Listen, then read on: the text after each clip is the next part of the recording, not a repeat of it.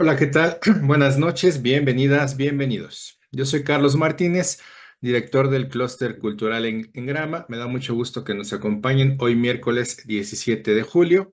Tenemos la presentación del libro Cuando despertamos los muertos, síntoma, trauma, nuevas narrativas psicoanalíticas. Nos acompaña su autor, Nicolás Cerruti. En un momento más vamos a presentarlo. Les comento que ya estamos en vivo en el canal de YouTube. Bienvenidas, bienvenidos para quien nos sintoniza por ese medio. También para quien nos encontramos aquí en el Zoom, vamos a tener desactivados los micrófonos y el chat durante el inicio del evento para disfrutarlo mejor. Y vamos a tener un tiempo también para que todas y todos ustedes puedan participar. En un momento más les voy a estar compartiendo en estos medios que les menciono cómo pueden conseguir el libro. Y también antes de comenzar, me gustaría comentarles para quien nos acompaña por primera vez de qué trata este proyecto de Engrama. Las vivencias que hemos experimentado, sean buenas o malas, muchas veces nos dejan marcados, es decir, dejan una huella a nivel neuronal en nuestro cerebro. A estas huellas se les conoce como engramas. Entonces, ¿qué es el clúster cultural Engrama? Es un espacio virtual que tiene como objetivo dejar una huella o aprendizaje en cada uno de los participantes, sean expertos o nuevos en el tema, sean locales o internacionales. Lo importante es crear esas conexiones para dar paso al aprendizaje, que aprenderemos aquí en Engrama diversos temas en el ámbito cultural, psicoanalítico, filosófico, artístico, entre otros, impartidas por expertos en el tema. Para comenzar, va a iniciar María de los Corazones. Entonces la voy a presentar. Ella es María de los Corazones Ríos Sesma. Inició sus estudios en psicología en la UNAM, mismos que concluyó en la Universidad Insurgentes, donde también fue docente. Cursó la especialidad en práctica psicoanalítica, un posicionamiento ético ante el dolor por el Colegio de Saberes México. También cuenta con con el diplomado Las Travesías de la Adolescencia para pensar la práctica psicoanalítica con adolescentes por el Colegio de Saberes México. Cuenta con una especialidad en psicogeriatría y psiquiogerontología por el Instituto de Psicología Dinámica España. Actualmente cursando el posgrado en práctica clínica en psicoanálisis en la Asociación Latinoamericana de Estudios Freudianos Argentina.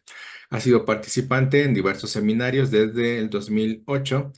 Ejerce la práctica clínica de manera privada en diversas instituciones y socia, fundadora y coordinadora del Clúster Cultural en Grama. Entonces, adelante María de los Corazones, bienvenida.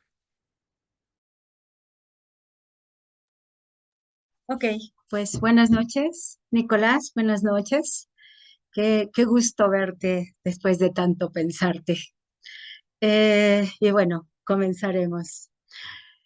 Comenzaré comentando que pues cuando recibí la invitación de parte de Engrama para presentar el libro de Nicolás, em, y después de leerlo sobre todo, lo primero que pensaba es cómo podía expresar todo ese cuestionamiento y todas esas reflexiones que de pronto venían a partir del texto. Y pensaba en que lo que quería transmitir era justamente eso, lo que el libro me estaba provocando. Y bueno, comienzo.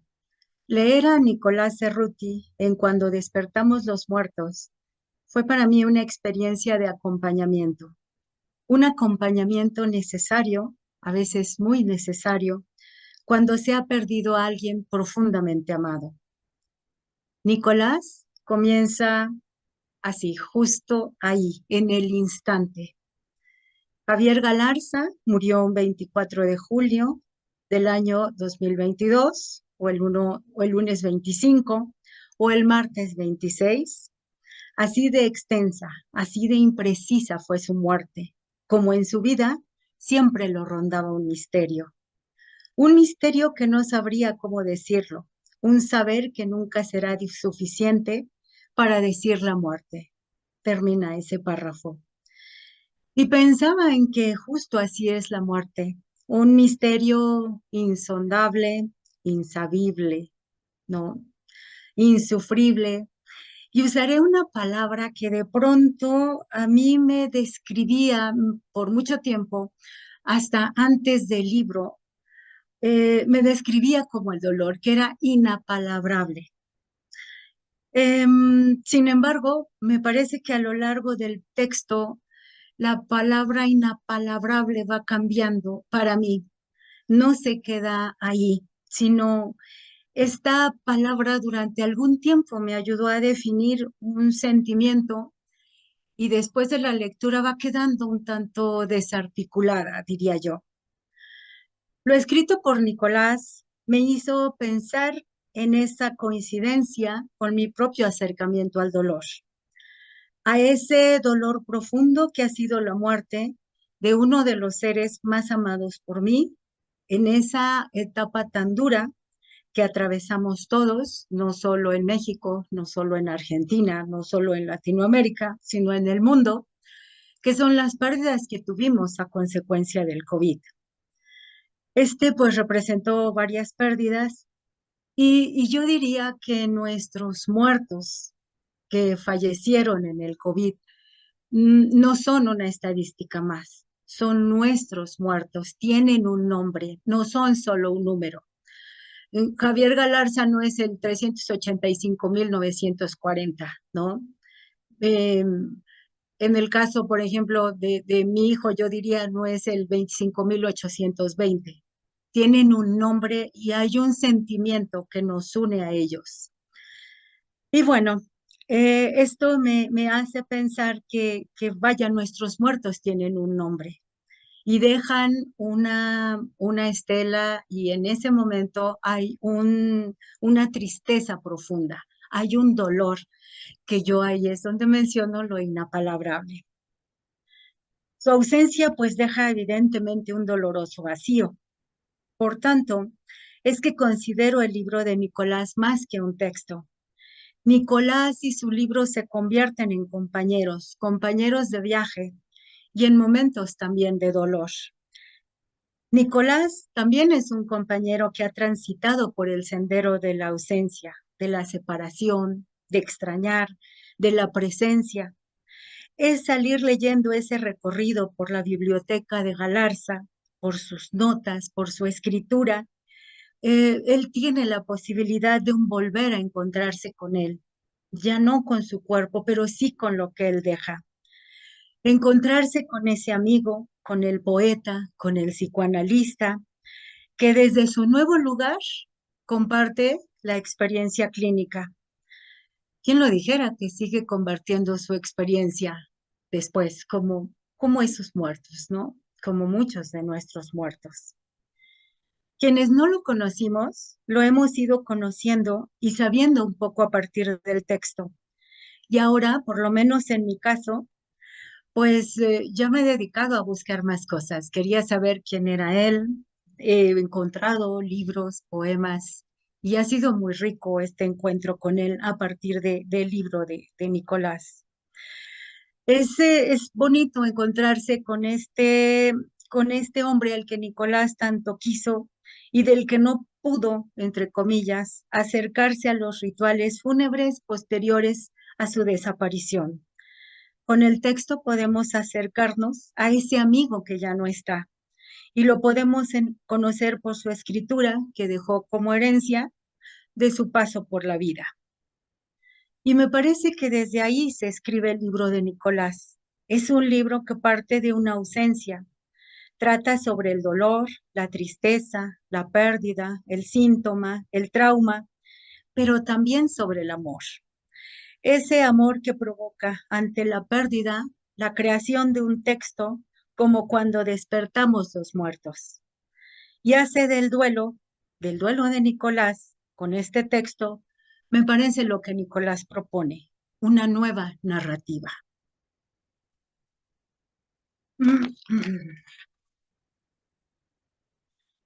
Y pensaba si no son eso las letras de Nicolás, ¿no? Una nueva narrativa.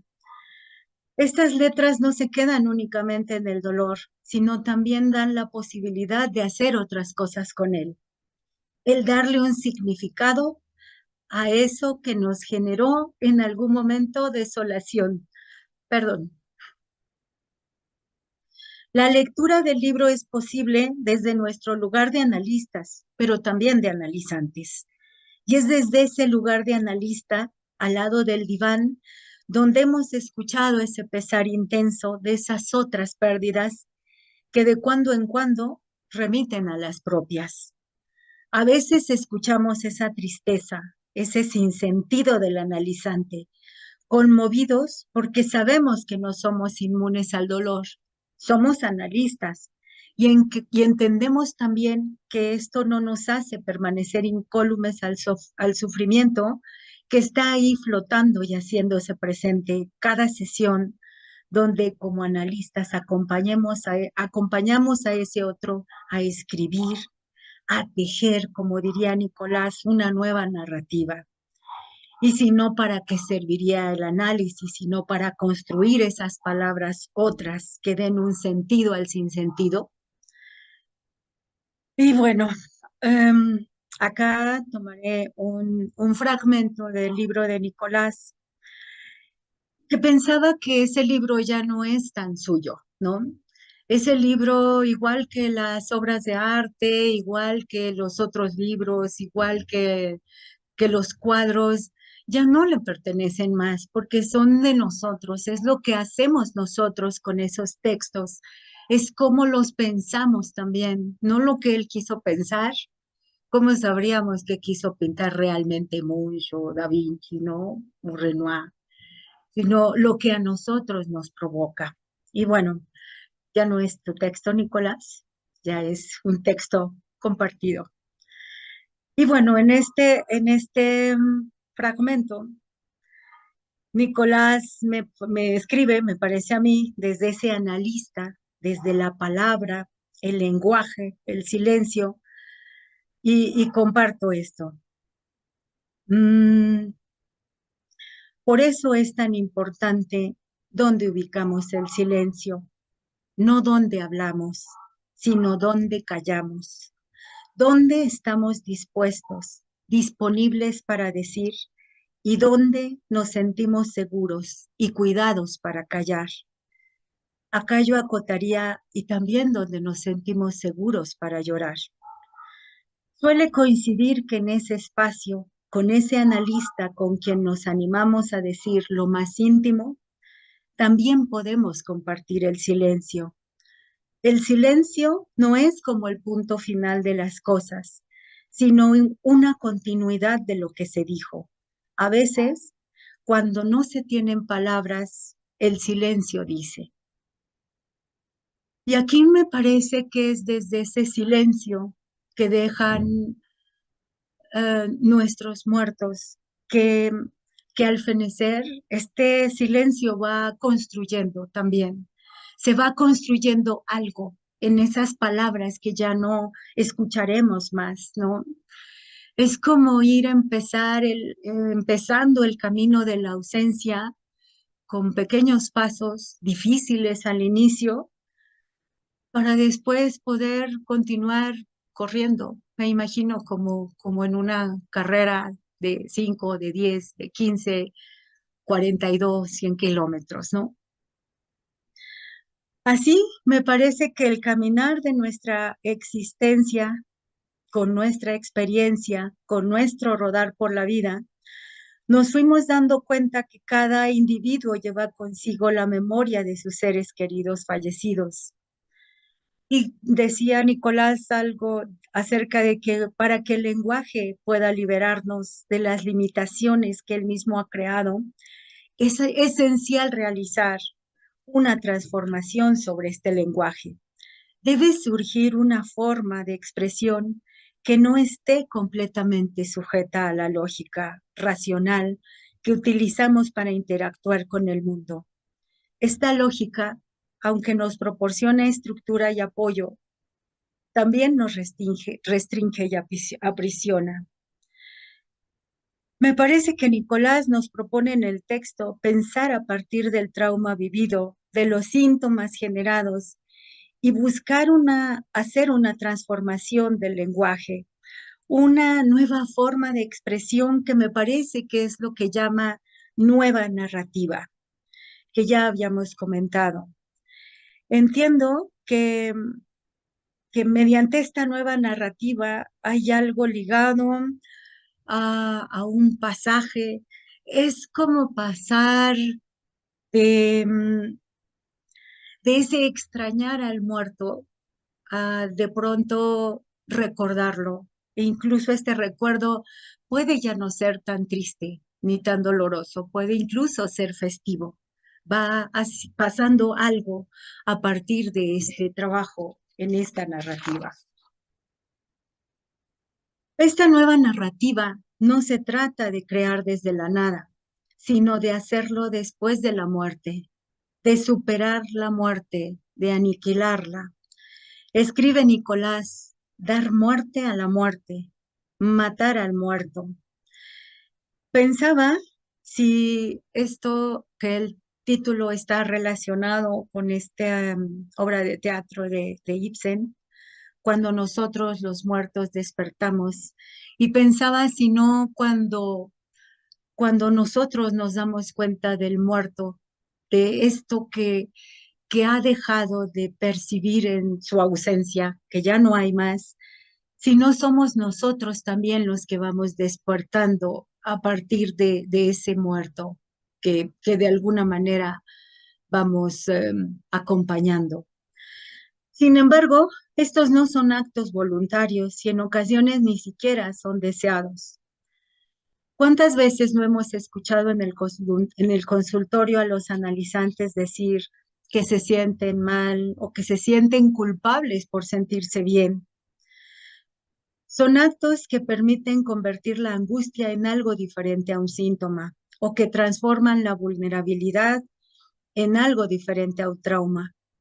Si no pudiéramos construir una nueva narrativa, considero que quedaríamos anclados perpetuamente al martirio extremo inicial de ese impacto, de ese trauma de la muerte.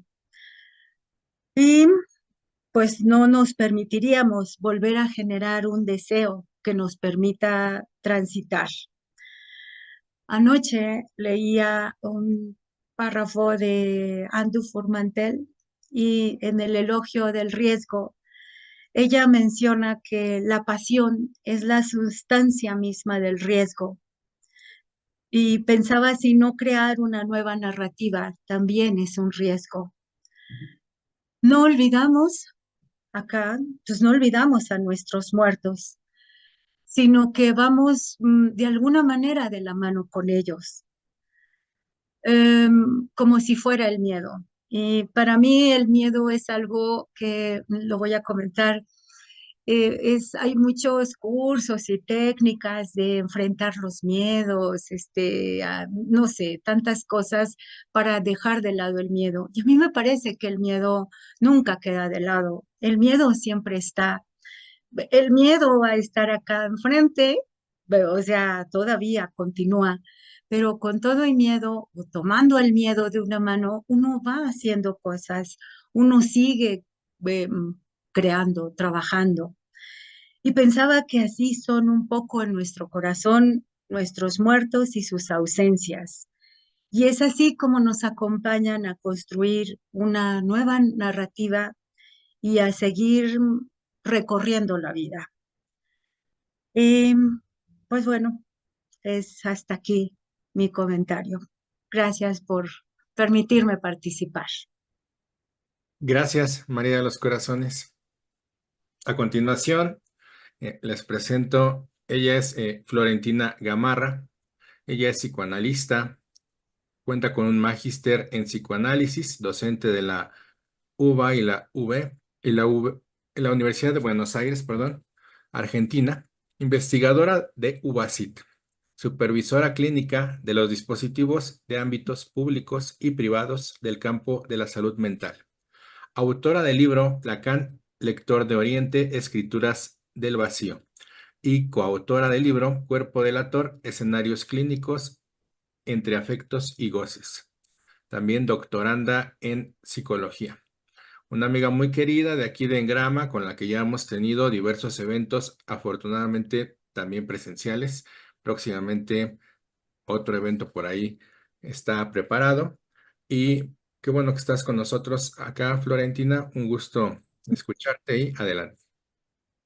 Muchas gracias. Buenas noches a todos y todas. Buenas tardes allí en México y en otros lugares seguramente. Bueno, gracias Nico. Es verdaderamente un gusto, un honor, una osadía estar acá, así que te agradezco muchísimo. Gracias también a María de los Corazones. Es un gusto para mí compartir contigo esta presentación. Y Igualmente. gracias a todos y todas los que están presentes aquí. Antes de comenzar, quiero contarles que lo que voy a leerles no lo pude escribir sin haber despertado a algunos muertos y sobre todo es una manera de contarles que algunos de ellos aún despiertan en mí y me despiertan. Preparando esta presentación me encontré con algo que se llama Códice Florentino. Son documentos considerados textos muy antiguos de medicina, escritos en América, y que reúnen el saber de los ancianos nahuas, de las comunidades del siglo XVI. En esos documentos se hace referencia a usos ceremoniales que, gracias a la conservación de las lenguas originarias y las tradiciones de las culturas de México, aún se conservan. Entre ellos hay algunos que contienen información sobre deidades, sobre astrología, filosofía y retórica, historias de señores, de señoras, costumbres, fiestas, flora y fauna, así como también las tristes historias de lo que fue la conquista. El Códice Florentino es un manuscrito creado por un fraile llamado Bernardino de Sahagún y un grupo de principales autores y artistas nahuas. Se escribió en columnas paralelas, tanto en náhuatl como en español, y fue pintado a mano con casi 2.500 imágenes. Es considerado la fuente de información más confiable sobre la cultura y el imperio azteca. Fue enviado a Europa, donde ingresó a la biblioteca de la familia Medici de Florencia, y por eso se lo llama el Códice Florentino. Y como no podía ser menor, ¿no? Florentina está hablando del Códice Florentino. Esas contingencias. El nombre femenino de Bernardino, de este fraile, el nombre femenino, era el nombre de mi bisabuela paterna. Se llamaba Bernardina. Visitó mis recuerdos más de una vez en estos últimos días. Y Florentina fue el nombre de mi tatarabuela, por quien mis padres decidieron llamarme en su honor. Estos dos nombres acompañaron desde un comienzo la preparación de esta presentación. Para volver al motivo que nos reúne, quiero empezar diciendo algunas cosas sobre la primera página con la que nos encontramos al abrir este maravilloso libro. Se trata de una hermosa fotografía que entiendo que ha sido idea y diseño de Romina Lupino, que como siempre digo, sus diseños nos tienen tan mal acostumbrados y sin embargo ella sigue con la particular costumbre de sorprendernos. Al abrir entonces este libro les decía que uno no tarda en sentirse fuertemente impactado por el hecho que produce esta imagen de varias flores que no dudamos en reconocer como las típicas de la festividad del Día de Muertos que se celebra en México, la flor de cempasúchil. Su nombre original es Sempohual Xochil, que proviene de lengua náhuatl, y se trata de una palabra compuesta a través de los sustantivos Sempohual, que significa 20 o muchos, y Xochil, que significa flor. Por su color y aroma, sus características más representativas, es elegida como la ofrenda por excelencia para los muertos. El camino que trazan las flores de cempasúchil puede guiar a las almas para reunirse con sus seres queridos. Ese sendero será iluminado por la luz y el calor del sol, y el dulce aroma que de ellas emana será la guía inconfundible para el reencuentro. Es por eso que también representan lo divino. Cuenta la leyenda que Xochitl y Huitzilin estaban enamorados desde que eran niños y que por las tardes subían a la montaña dedicada a Tonatiuh, el dios azteca del sol, y le ofrendaban ramos de flores. Un día, al desatarse la guerra, Huitzilin tuvo que unirse al ejército para defender las tierras aztecas y en esa guerra encontró la muerte. Destrozada de dolor, Xochitl pidió al dios Tonatiuh que la liberara de ese terrible sufrimiento y la reuniera con su amado. El dios del sol cumplió con el pedido y dejó caer sus rayos sobre Xochitl, transformándola en una flor de color naranja intenso. Luego un colibrí se posó en el centro de la flor y ésta se abrió en 20 pétalos, liberando un aroma intenso. Siguiendo el mandato de Tonatiuh, el amor de la pareja azteca permanecerá mientras haya colibríes y flores, flores de cempasúchil, en todos los campos mexicanos. Cempasúchil no solo es símbolo de vida y muerte, sino que es puente, medio, fin. Y aunque su vida es corta, porque solo viven una temporada, cuentan con muchas semillas que hacen que pueda reproducirse muy fácilmente, lo que hace también que pueda perdurar más allá de su caducidad. De su color se hacen pigmentos, de su aroma perfumes y bactericidas de su don vital. Al recorrer el estado de Michoacán, donde tuve oportunidad de asistir a la celebración del Día de Muertos, no tarda uno en darse cuenta de que el andar se encuentra señalizado por cientos de estas flores, que conducen a moles, tamales, calabazas dulces, frutas y las más sabrosas y fuertes bebidas espirituosas que se ofrecen al paso, porque a las almas hay que ayudarlas un poco a volver a casa. Las calles huelen a pasado, pero a un pasado vivo en las historias. Tradiciones, danzas, fotos familiares que se exhiben para recordar y honrar. Esa noche se cuentan historias de vida, porque no es esta lo contrario de la muerte, sino el olvido. Y hay noches como esta, en las que se hace preciso no olvidar.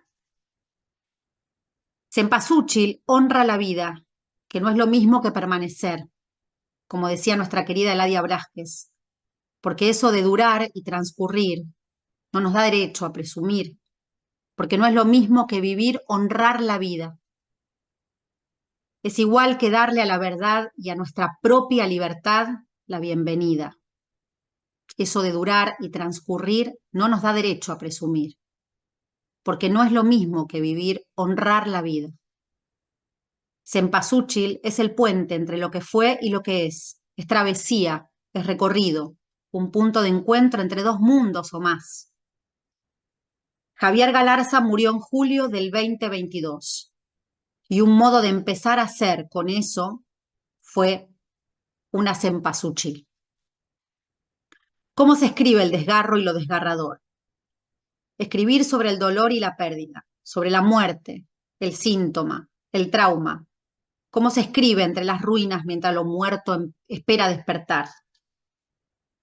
Una nueva narrativa es un puente, una vía, un camino, que puede trazarse entre dos mundos, como también lo hace el síntoma y el trauma.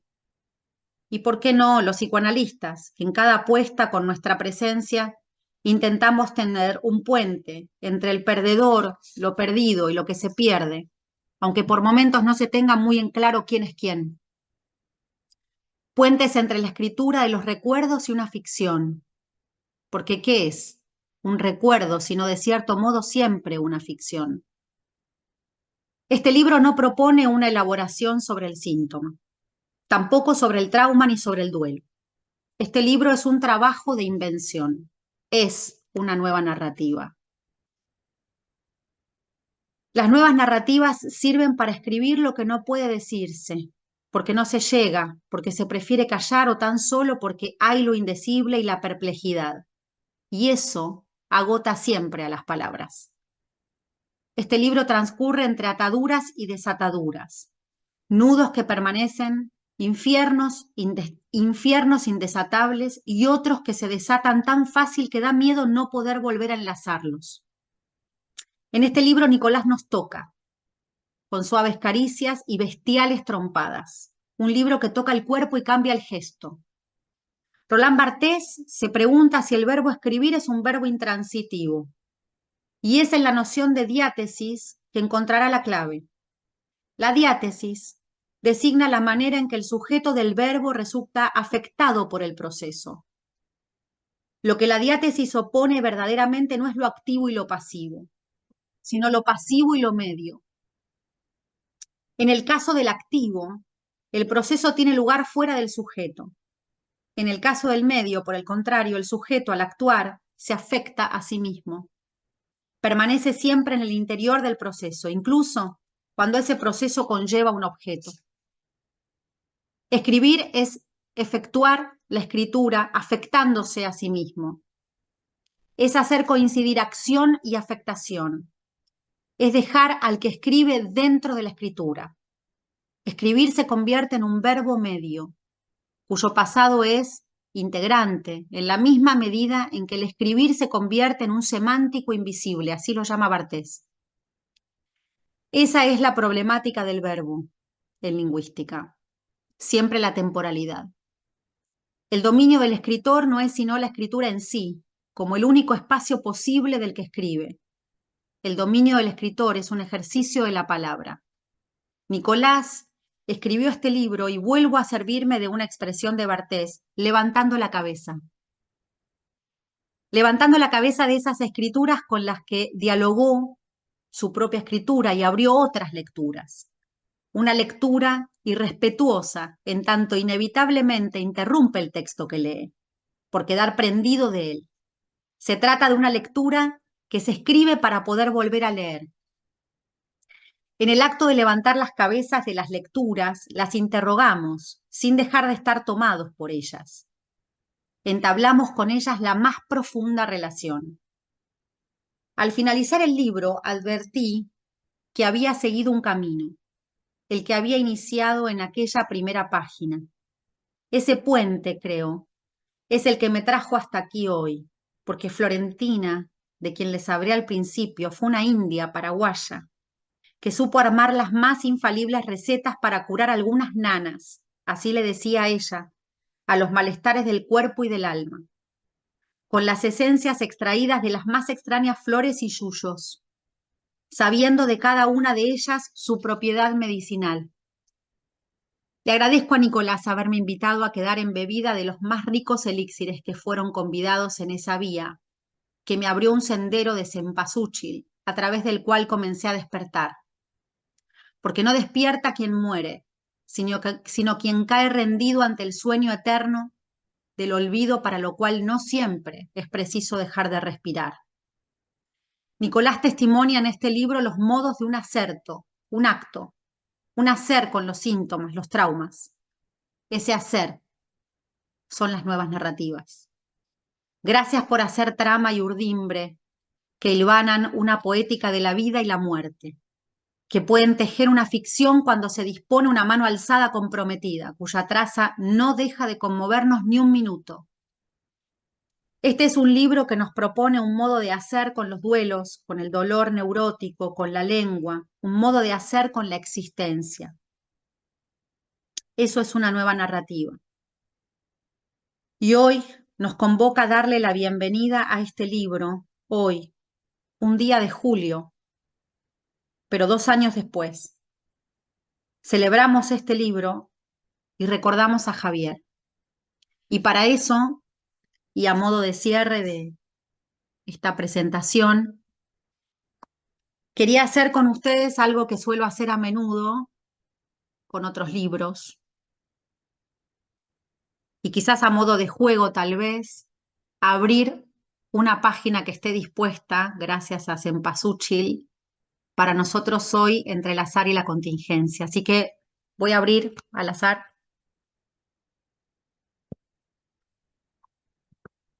en la página 51.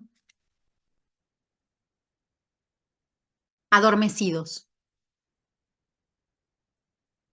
no es el reconocimiento de la molestia, del sufrimiento, del deseo de sanar, como quería Freud, lo que lleva a elaborar el síntoma, sino que éste se vuelva extraño.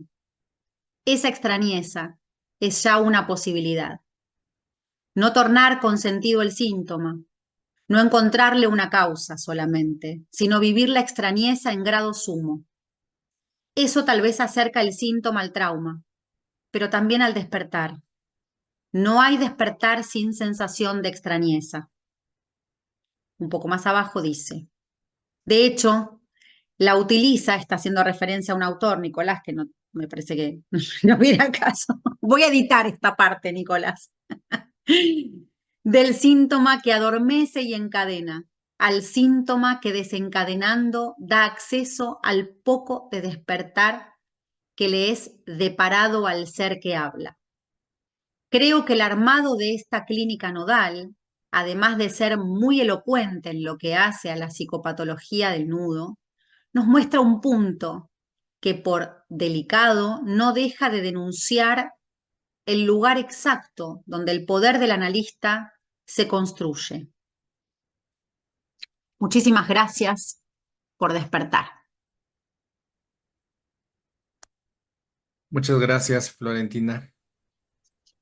A continuación, tengo el honor de presentarles al autor del libro, Nicolás Cerruti. Él nació en Buenos Aires, se convirtió en psicólogo por parte de la Universidad de Buenos Aires, lo que tolera mejor ejerciendo el psicoanálisis. Fue primero concurrente y luego formador y supervisor. En el Hospital José Tiburcio Borda dictó conferencias y charlas en torno a James Joyce en diversos centros de salud, buscando siempre despatologizar al artista.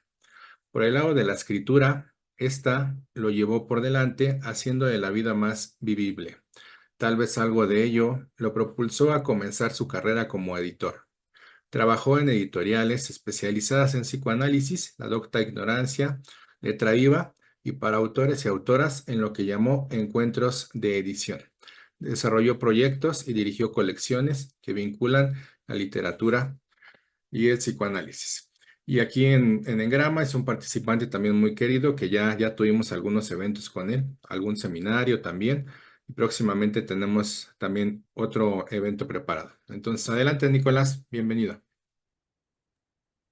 Bueno, muchas gracias. Gracias principalmente a Engrama, a vos, Carlos, por brindarte al lugar y, y también, obviamente, a María de los Corazones y a Florentina con unas presentaciones que la verdad lo tengo que decir, me han conmovido, me han gustado, me han interrogado,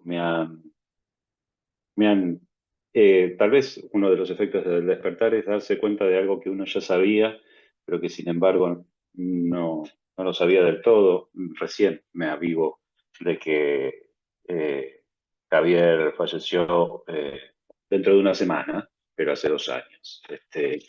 Eh, y eso no lo tenía en cuenta, la verdad no estaba en los cálculos. Sí, por ahí estaban los cálculos en el cuerpo. Yo me venía sintiendo para la mierda estos días y no sabía muy bien por qué. Creo que este es uno de los motivos. Eh, Dijiste algo, María, que me gustaría empezar por ahí. Dijiste que es un libro que, estoy totalmente de acuerdo, que es un libro que no es más mi libro, es un libro de los lectores y yo mismo lo estoy intentando leer. Eh, que es un cuestionamiento, ¿no? Como que hay algo de la provocación, del cuestionamiento, que hay algo que ahí se expresa. Y me trajiste esa palabra con la posibilidad de lo que es un cuestionamiento, como una herramienta, como una pregunta, como un hacer con las cuestiones que nos van pasando. Entiendo que si es un cuestionamiento, si es una crítica, si es una provocación, es también una causa y es algo tal vez necesario para que la cosa se mueva.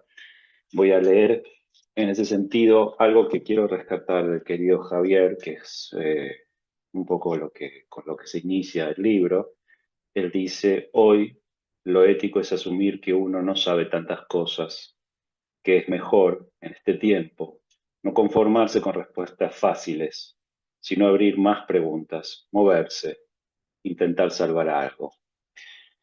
Me parece que es una de las guías de todo el libro y de la clínica para mí, que tanto el discurso de la época como los distintos discursos que eh, nos han dado un lugar y nos dan un lugar, como pueden ser los discursos familiares, las distintas lógicas que nos trajeron al mundo y nos dan un lugar, también es algo que nos da, así como nos dan un lugar y nos dan un ser, nos dan indicaciones de cómo sentir, de cómo llevar un cuerpo, de cómo vincularnos. Y sin, no puedo pensar que el psicoanálisis sea un discurso más que no sea, que no haga con eso como un cuestionamiento.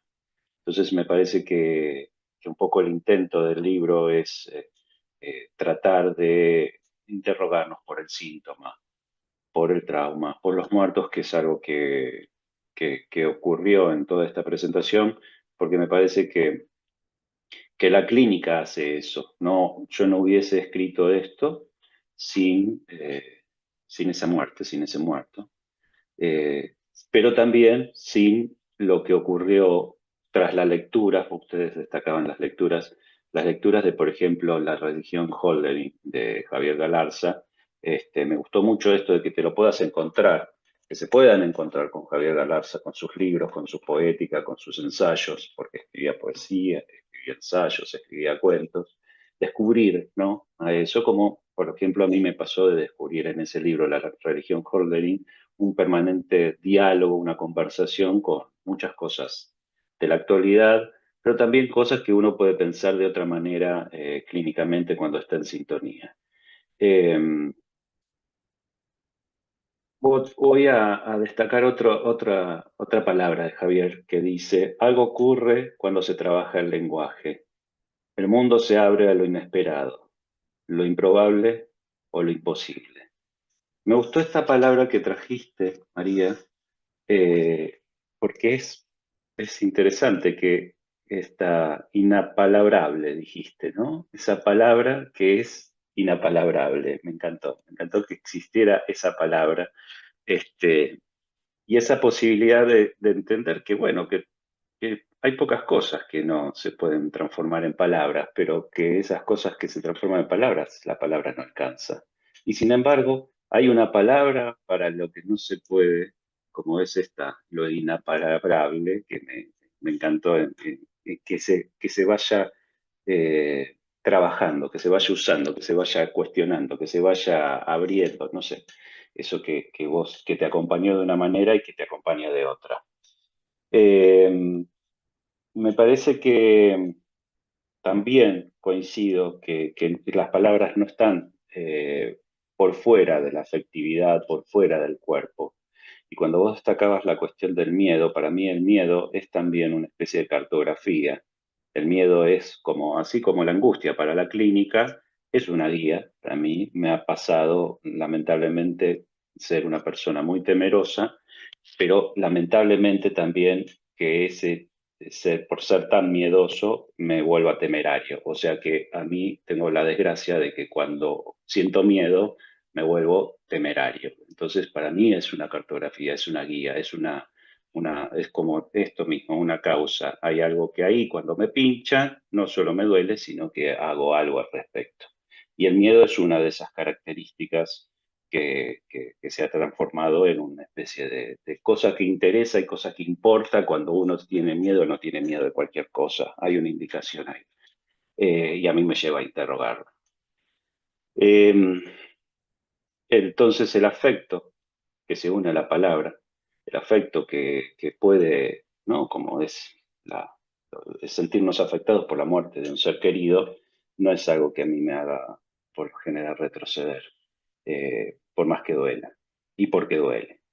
Eh, en ese sentido, la nueva narrativa coincido que es un puente, como decía Florentina, que es un lazo, eh, que es una afectación, que es un dejarse en la escritura. Me encantó eso de todo lo que citaste, las historias que nos brindaste, todo el recorrido que hiciste. La verdad que te lo súper agradezco porque me hizo como, bueno, conocer un montón más esta particularidad mexicana de cómo acompañar a los muertos, cómo situarlos, cómo darles un lugar, cómo conversar, cómo no olvidar. Y, y también me gustó esta relación con la escritura de Bartes, perdón, que en esa afectación vos decías, lo rescatabas como un dejarse en la escritura. Y me parece como que eso es fundamental, que, que si este libro no es más mi libro y demás, es porque yo también me perdí. Yo también me perdí en el libro. Eh, y, no creo que haya otra forma de escribir si uno no pierde algo, si no se pierde, si no hace con esa pérdida. Bueno, yo tuve el beneficio de estar acompañado por ese inmenso poeta que es Javier Galarza, así que hice trampa porque yo iba perdiendo, pero tenía al lado a Javier para poder escribir. Este, y por último, como para que, o sea, si quieren charlar o, bueno, diversificar la palabra, es cierto que el libro hace un eco a la obra de Ibsen, a la última obra de teatro de Ibsen, Cuando despertamos nosotros los muertos, se llama la obra de teatro de Ibsen, y es una intervención, es un modo de hacer también sobre eso, ese nosotros los muertos, que podría también sonar equívoco en castellano, lo quise como afirmar más, ¿no? Cuando despertamos los muertos, cuando despertamos a los muertos, o cuando despertamos nosotros que estamos muertos porque estamos dormidos en el discurso, estamos dormidos de muchas maneras, y hay cosas que insisten en hacernos despertar.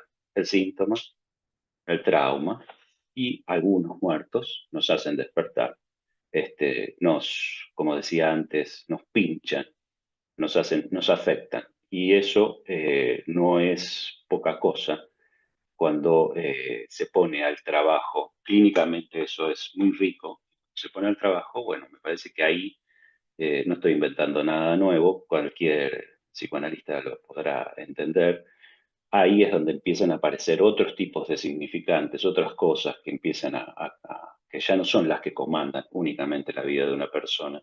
Empiezan a aparecer otros tipos de deseos, empieza a aparecer otra cosa, y ahí se empieza a construir, me parece, en conversación con los analistas, esto que yo llamo nueva narrativa y que me parece que es otro tipo de sentido que no coercione tanto este, a quien está ahí proponiéndose para hablar de sus padecimientos. Así que bueno, muchísimas gracias, espero que podamos seguir conversando. Así doy la palabra a quien quiera. Gracias, Nicolás. Ya está activado el chat y también si gustan participar pueden levantar la manita para irles dando la palabra y que puedan participar directamente. Entonces, adelante.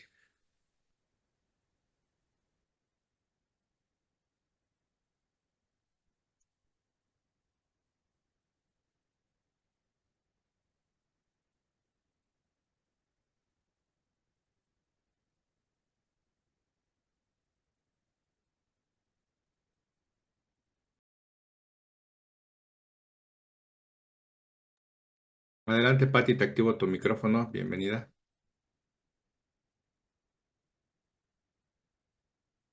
Bueno, hola a todos. Gracias, Carlos. Gracias, Engrama, por permitir esta presentación. Yo les quiero contar un poquito de lo que estuve escuchando, también la experiencia que tuve con el libro y que tuve en esta presentación. Por ejemplo, el tema del riesgo que María de los Corazones citó a Andreu Mantel, y dijo la pasión es la sustancia misma del riesgo. Yo lo que me preguntaba era si es eso. También Nicolás habló del tema del miedo, y que el miedo no es a cualquier cosa. Yo pensé inmediatamente el miedo no es sonso, pero, pero pensé también que eso mismo despierta, ¿no? Les cuento qué me pasa a mí con el libro. A mí me parece que el libro me despertó todo el tiempo mientras lo leía, y cosas que me pasaron en esta presentación, por ejemplo, es que pensé, voy a decir muchas cosas que pueden no parecer psicoanalíticas, pero realmente yo creo que en el fondo, si uno se escarba un poquitito, puede enterarse de que sí. Pensé que el libro es mágico.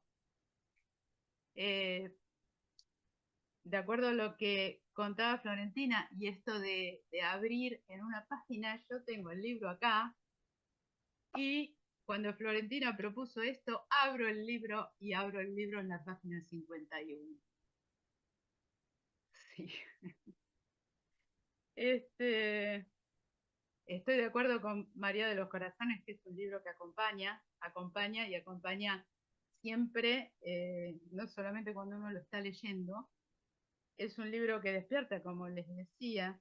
Yo en la presentación del libro aquí en Buenos Aires conté algo que me había pasado también, que es que tenía un paciente relativamente nuevo que estaba muy mal y que en una sesión, cuando yo estaba leyendo el libro de Nicolás, me dice: porque comprendí que la vida es una narrativa y que ahora empieza una nueva narrativa. Y yo la verdad que tenía ganas de agarrar el libro, traerlo y leérselo.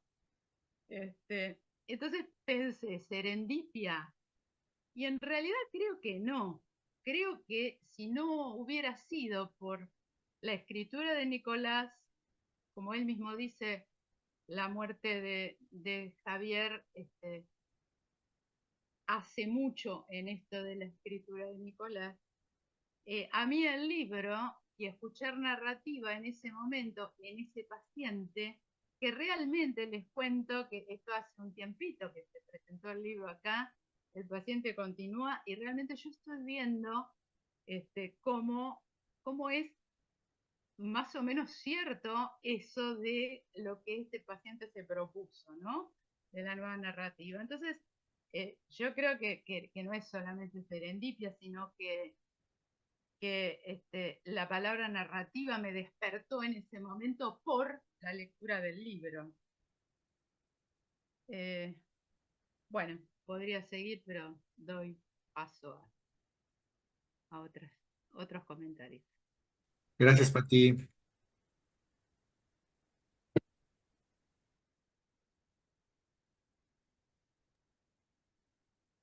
En lo que surgen más preguntas, comentarios, igual si gustan pueden agregar algo, adelante.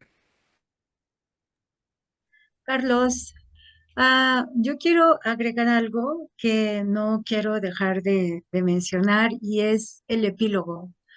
Me parece que el epílogo es, no sé, es conmovedor, es emocionante, es una belleza para mí también.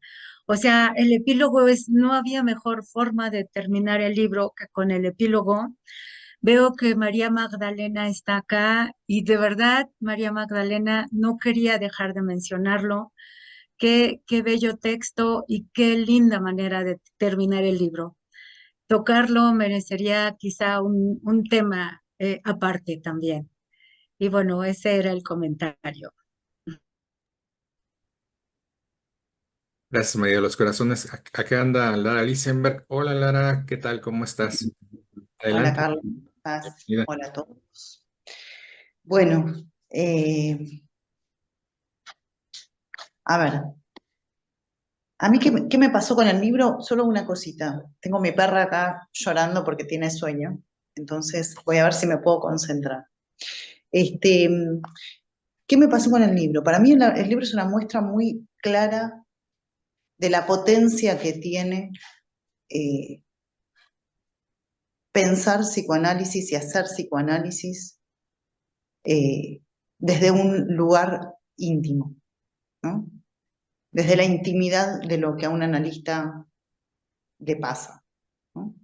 Ese entramado, digamos, entre el momento de la intimidad de la pérdida, ni me atrevo a decir del duelo, porque creo que lo que el libro trae, por lo menos a mí me lo trajo así, lo podríamos pensar como un comienzo de trabajo de duelo, pero para mí es la pérdida, ¿no? Es el relato de la pérdida.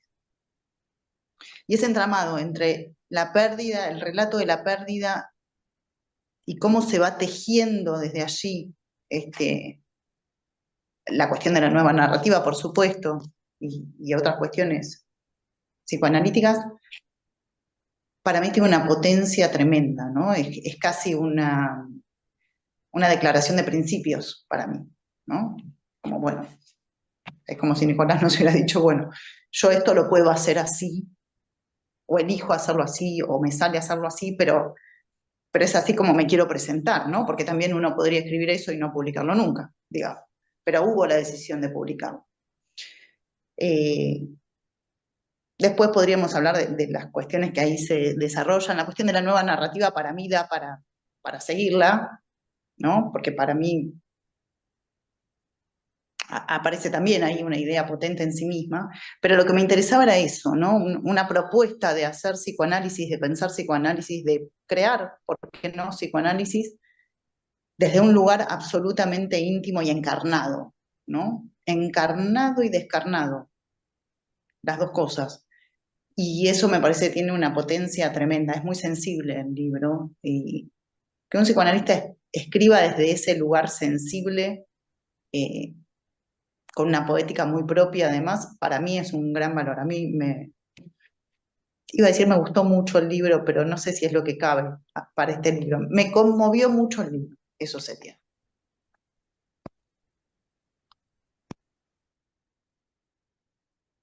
Bueno, quería decir un par de cosas. Gracias, Lara. Gracias por los comentarios. Sí, el epílogo, bueno, María no solo hizo el epílogo, también hizo la edición. En ese sentido, ayudó y acompañó un montón.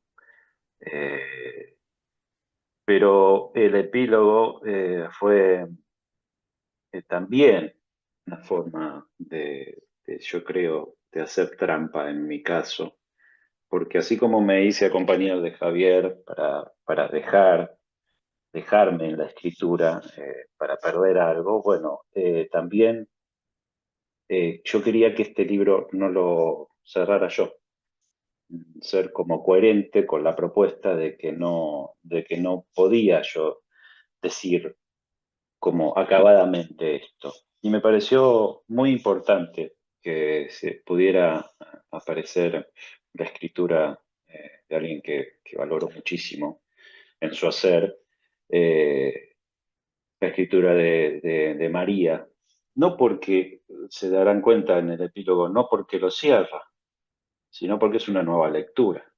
Entonces es un relanzamiento. Yo coincido que ahí hay en el epílogo unas propuestas como para continuar. Me gusta mucho lo que destaca de, como diría, los dos tiempos de Freud, ¿no? En su decir sobre el duelo.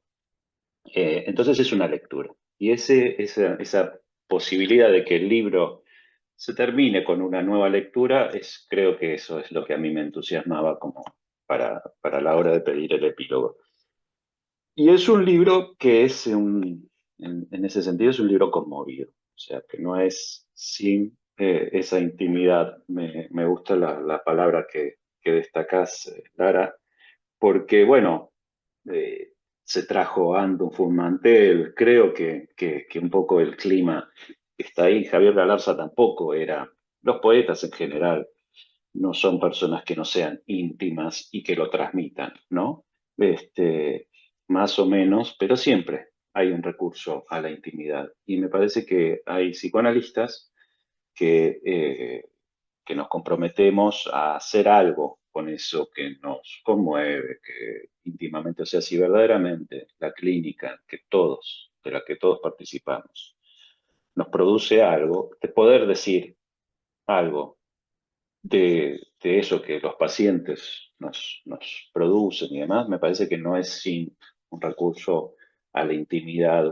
Estuvimos muy acostumbrados a decirlo desde un recurso del saber, desde un recurso desde ciertos fundamentos, pero la clínica básicamente nos da sopapos, como también describía Lara, ¿no? Como entre el sopapo ¿no? y la caricia. Y hay algo, bueno, no sé si fue Lara, ahora me mareé, pero bueno, entre el sopapo y la caricia. Y un poco es eso lo que también hacen los pacientes con nosotros, ¿no? Nunca es algo que se conduce de una sola manera. Y poder decir desde ahí, con cierta intimidad y compromiso y respeto, si quieren, ya que estamos, me parece fundamental. Me parece fundamental. Y es un poco lo que intenté hacer.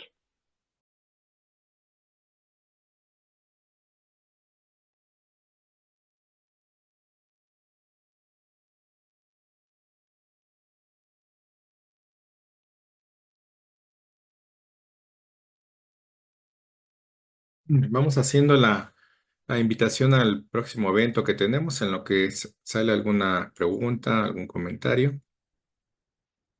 Ya estamos a unas semanas de iniciar el seminario con Nicolás Cerruti. Cuando despertamos los muertos, síntoma, trauma, nuevas narrativas psicoanalíticas. Van a ser 3 encuentros. Estos encuentros van a ser en agosto y septiembre, cada 15 días. El horario va a ser ya en la noche, 18:30, 20 horas México, 19:30, 20:30, Hola Carlos, ¿cómo estás? 20:30 Colombia, 21:30, 23 Argentina. El seminario, les decía, va a ser de 3 sesiones. ¿Y algo más que quieras comentar, Nico, sobre el seminario?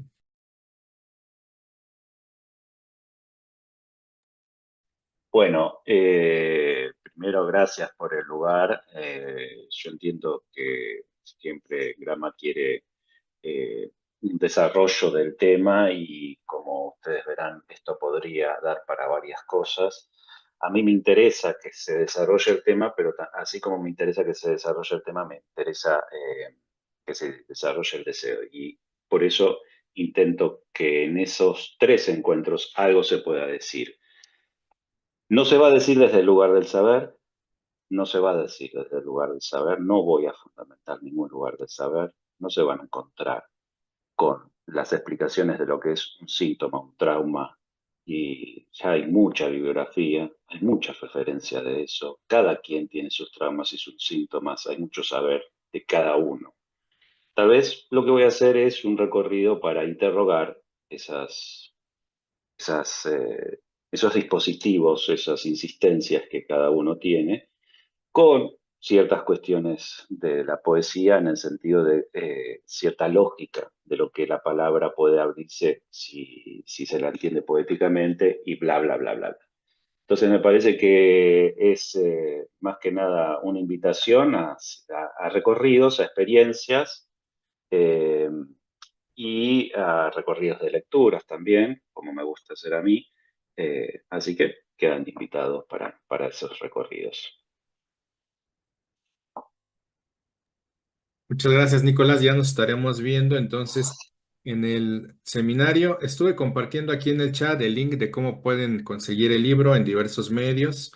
Entonces, también si no alcanzaron a darle clic al enlace, terminando la presentación, me pueden mandar un mensajito para compartirles el link para que puedan conseguir el libro y también para que tengan toda la información para que nos acompañen en estos 3 encuentros. Muchas gracias a todas y a todos. Gracias, Nicolás, María de los Corazones, Florentina, qué gusto que estén aquí con nosotros. Lara, por ahí, qué bueno que estuviste por acá. María Magdalena, gracias a todas y a todos. Gracias Patricia Pelufo también por las A palabras ti. que trajiste. Gracias por las presentaciones y gracias Carlos por el lugar. Y gracias a todos por estar aquí. Cuídense mucho, hasta luego, chao.